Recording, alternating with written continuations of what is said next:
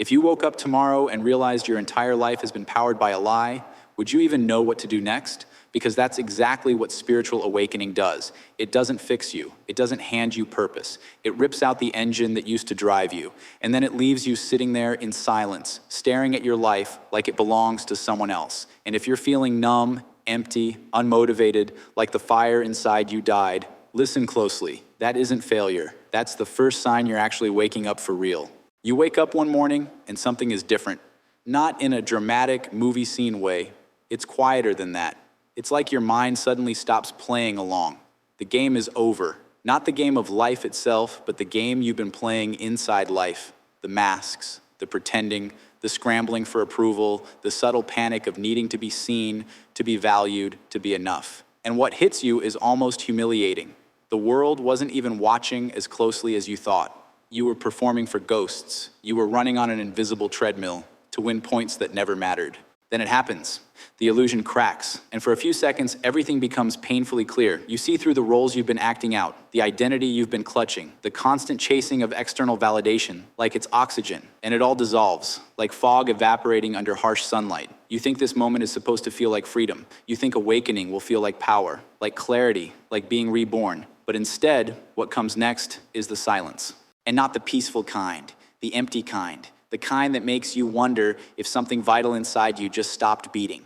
You sit there and realize you don't want what you used to want. The things that once fueled you, ambition, recognition, achievement, even if they were mixed with anxiety, they no longer work. It's like the entire motivational system that ran your life has shut down. You can't summon desire. You can't force passion. You can't even fake the old hunger anymore.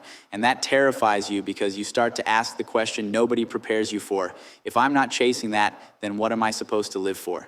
This is the secret no one tells you about spiritual awakening. You don't just raise your vibration. You experience a kind of psychological death. The mystics hinted at it. The old traditions buried it in metaphors, and Carl Jung warned about it directly. When the framework of your identity collapses, your psyche doesn't simply upgrade. It breaks down, reorganizes, and rebuilds around a deeper center. You haven't just shifted perspective. You've shattered the entire internal structure that gave your life meaning, and now you're standing in the rubble, confused why enlightenment feels like extinction. So let me reframe what you're experiencing, because this is the key that changes everything. The numbness, the apathy, the loss of motivation. These are not signs you did something wrong. They're not proof your awakening was incomplete. They're evidence that something far more radical is happening. Your psyche is undergoing a metamorphosis, and the old structures of desire have to collapse before something new can be born. Jung understood this with terrifying precision. He spent his life mapping the unconscious, charting the dangerous waters between the ego and the self, between the persona you show the world and the shadow you bury underground. And he discovered something that most modern spiritual teachers conveniently leave out.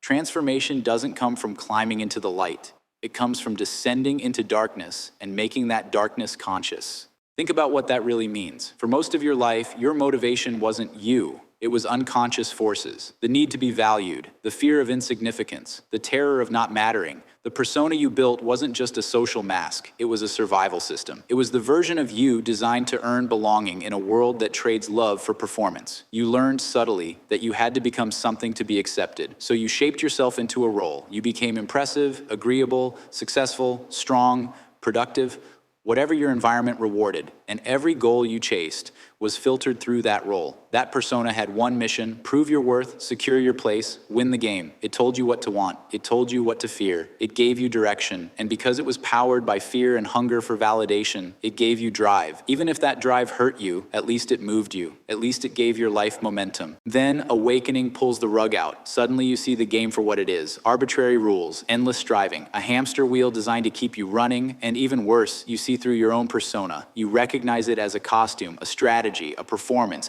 And in that moment, something catastrophic happens inside your motivational system. Because if the self you've been performing isn't real, what was the point of everything you were chasing? If the identity you've been building is an illusion, then every goal attached to that identity loses its pull. This is what Jung called the dissolution of the persona, and it's terrifying because the persona wasn't just a mask, it was your compass. It oriented you. Without it, you feel like a compass that lost its magnetic north. The needle spins. You still have an ego, you still have a mind, you can still function, but internally, you're disoriented. You lost the map, you lost the old reason, and your ego, whose job is to navigate the external world, doesn't know how to operate when the external world suddenly feels hollow. Because awakening doesn't just change how you feel, it changes what feels real. Achievement starts to look like theater. Status looks like a costume party. The important things suddenly feel strangely empty, and your ego is built to acquire, protect, achieve, and control. So when you see through the illusion, the ego becomes confused and powerless, like a king whose kingdom was revealed to be imaginary.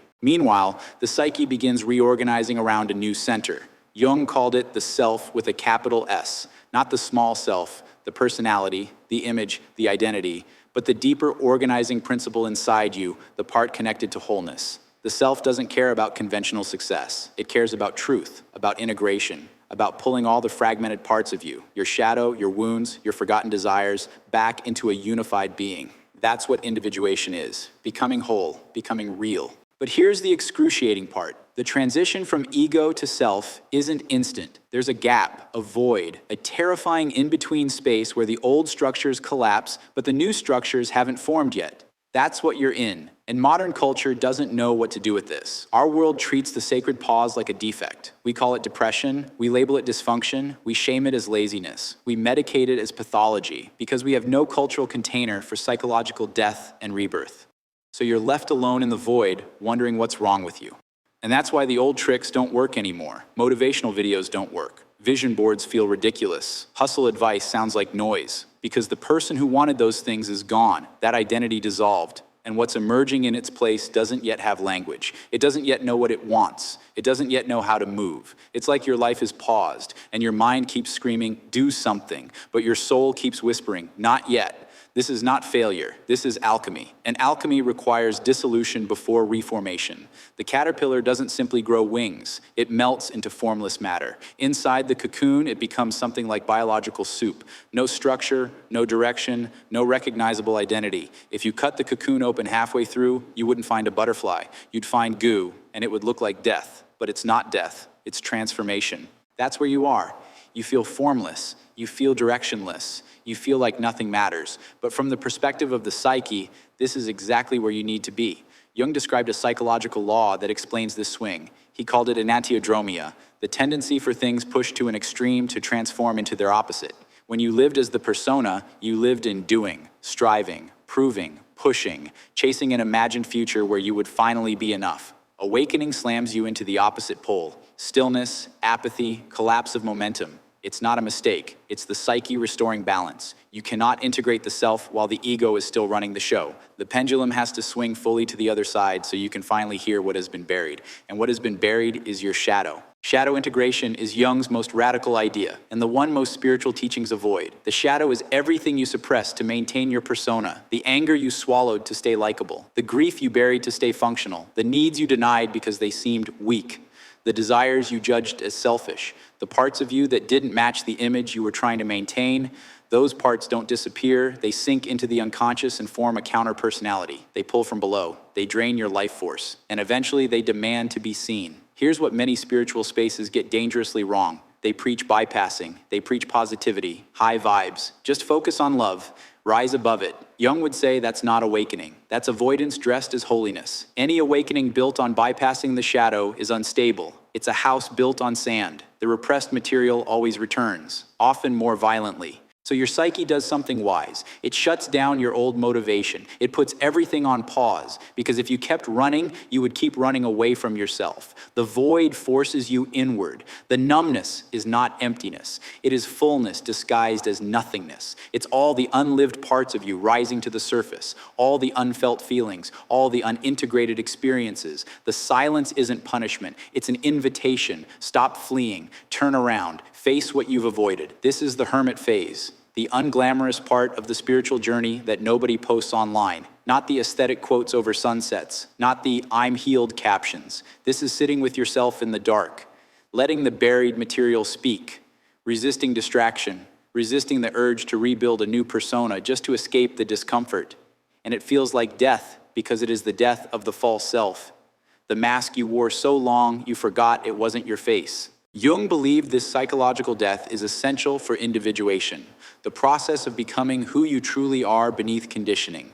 But he never pretended it would feel pleasant. It feels like being unmade. Your ego demands clarity. What's my purpose? What's my plan? What's my identity now? It wants a role again. It wants certainty again. It wants something to chase again. But the self doesn't respond with a 5-year plan. It responds with something terrifying. Stop. Feel. Witness, let yourself be unmade. Because if you try to skip the void, you will rebuild the same old structures. You'll just decorate them differently. You'll trade your old persona for a spiritual persona. You'll start performing enlightenment. You'll become the kind of person who posts about awakening while secretly still seeking validation. You'll keep chasing just under a new label. That's why the void is not your enemy. The void is your womb. What wants to emerge from you now is not a new set of goals. It's a new way of being. Not ego-driven, but soul-led. Not motivated by fear of inadequacy, but moved by alignment with truth. This new motivation doesn't feel like the old fire. It doesn't have anxious grasping. It's quieter, steadier, more like a river finding its natural course than a rocket launch.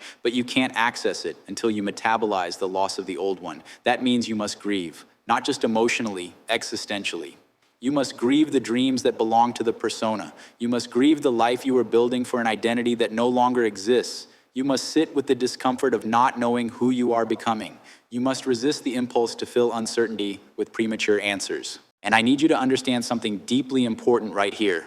If you're still listening, if these words don't just sound interesting but feel true in your body, you're doing what most people refuse to do.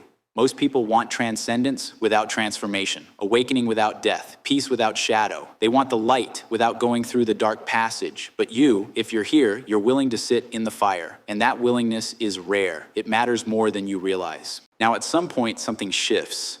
Not like lightning, not like the initial awakening. This shift is subtle, almost invisible. It's like the first hint of dawn while the night is still dark. The darkness hasn't ended, but the quality of it changes. You begin to feel a pull, not toward external achievement, not toward validation, not toward the old game, but inward from a deeper place. Jung would call this the voice of the self beginning to speak, not in loud words, but in resonance, a quiet knowing that doesn't need justification. This is your soul's compass, recalibrating after the storm. And here's what surprises people. The new motivation that emerges isn't dramatic, it's ordinary. When the self leads, you don't become superhuman. You don't suddenly hustle harder. You don't necessarily achieve more in the way the world measures achievement. Instead, you begin to respond to life rather than attack it. You notice what naturally attracts you instead of forcing yourself into what you think you should want. You follow curiosity instead of obligation, alignment instead of ambition, truth instead of strategy. This is what it means to live symbolically, as Jung described, not symbolic as in imaginary, but symbolic as in meaningful, connected. You start paying attention to dreams that feel charged, synchronicities that feel too precise, gut feelings that pull you somewhere your rational mind can't explain yet. You stop dismissing those as random. You recognize them as the language of the unconscious, the way the self communicates when the ego finally stops drowning everything out. In practice, this looks almost disappointingly simple. It looks like creating for the sake of creating, not for applause. It looks like saying no to opportunities that appear impressive but feel hollow. It looks like choosing nourishing conversations over status games. It looks like spending time doing something impractical simply because it makes you feel alive. It looks like building a life from the inside out instead of the outside in. The old motivation was powered by lack, by the feeling that you weren't enough and needed to prove otherwise. This new motivation is powered by overflow. Not the shallow, good vibes kind of overflow, but the deep sense that you have something real to express. You're not trying to fill a hole anymore. You're offering what's authentic because it naturally wants to be expressed. This is the difference between striving and serving, between performing and participating, between desperate seeking and generous offering. And yes, things still get done, often more effectively than before because you're not fighting against yourself, but the quality of action changes. The frantic pressure fades. The constant undercurrent of betrayal, the feeling of dragging yourself through a life that doesn't fit your soul begins to dissolve. You're still human. You'll still have days of doubt, days of fatigue, moments of confusion, but what disappears is that deep, grinding torture of living in constant self-rejection that ends when you stop living for the persona and start living from the self. And Jung never promised this would be easy. He never presented individuation as a weekend workshop. He understood it as the work of a lifetime. an ongoing integration of shadow, truth, and authenticity, a continual refusal to settle for comfortable lies just to avoid uncomfortable freedom. So when you ask, why do I have no motivation after spiritual awakening? You may be asking the wrong question. The better question is, what kind of motivation is trying to be born now that the old one has burned away? Because the fire didn't die, it transformed. The frantic blaze of ego became the steady flame of soul, and that flame isn't fed by external fuel. It doesn't depend on applause. It doesn't collapse when circumstances change. It burns from within because it's powered by being real. This is not the end of your story. It's the beginning of the real one. Everything before this was preparation, rehearsal, a painful education that taught you what you are not so you could finally discover what you are. And what you are is not a perfected identity. You are a living process, an unfolding, a consciousness learning to trust itself even in darkness. The void you've been sitting in was not punishment, it was preparation. The motivation you lost was not stolen, it was outgrown. The life waiting on the other side isn't a return to who you were. It's an emergence into who you've always been beneath the noise, performance, and desperate seeking. You are becoming real. And real things don't need to prove themselves. They exist fully. They express. They offer their unique presence to the world, not because they must, but because they can't help it. That is wholeness, not perfection, integration, not escape from humanity, full embodiment of it. Not floating above life, radical engagement with it from truth instead of fear. If you're in this phase right now, the void, the numbness, the collapse of old motivation, I want you to hear this clearly. You're not broken, you're not lazy, you're not failing. You are in the middle of a deep psychological transformation that modern culture doesn't understand, but the soul has always understood. And if you allow the process to complete, if you let the cocoon do its work, what comes next is not a louder life. It's a truer one, so stay with it. Don't rush to rebuild an identity just to stop feeling uncomfortable. Don't force yourself into goals that belong to a version of you that already died. Be brave enough to remain in the sacred pause until the new life takes shape naturally, because the most powerful motivation you will ever experience is not the one driven by fear. It's the one that rises quietly when you finally stop performing and start living as who you actually are. And if this message is describing your experience, if you felt that strange death after awakening, then I want you to participate in this conversation. Leave a comment and tell me where you are in the process. Are you still in the numbness? Are you beginning to feel the subtle pull of the self? What are you discovering in the silence? Because when we name these experiences, we stop feeling alone inside them.